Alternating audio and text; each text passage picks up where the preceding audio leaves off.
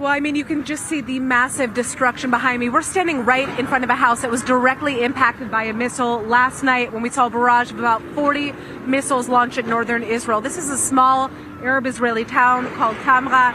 The women that were inside this building, 4 women, were all killed upon impact. They were reportedly, from what we understand, but of course this has not been confirmed, inside the safe room. But because of that direct impact, their bodies were thrown across the street to the house that we're standing in front of right now. If you actually see where I am, the impact obviously took down that house. There are areas over here where walls are on the verge of falling, and that's actually very concerning, which is why we're seeing a lot of work being done right now to try to clear the site.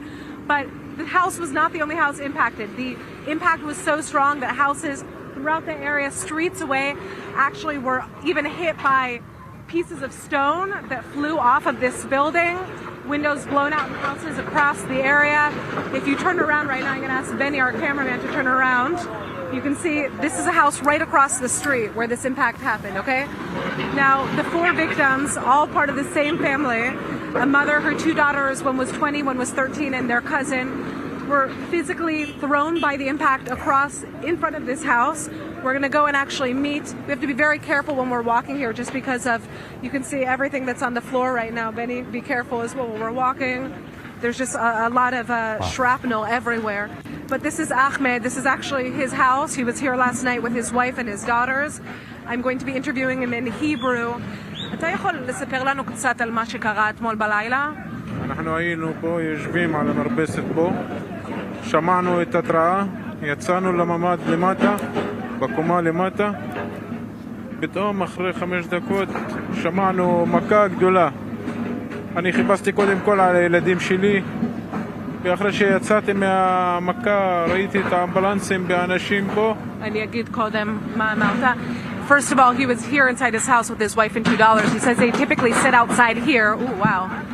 We're having, you know, because of the construction here, you're hearing a lot of noise in the background. But typically, they sit right here, but they decided to go into the bomb shelter downstairs. Luckily, their building is equipped with a bomb shelter, so they were able to do that when they heard a massive boom. עליתי למעלה להסתכל מה קרה, מה המצב פה. שהם סיפרו לי אנשים מתים, השכנים מחפשים אותם, כל אחד חצי גוף של בן אדם היה פה, חצי היה מצד הזה מתחת לשער, בן אדם שני מצד השני, בסביבות 250 מטר רחוק.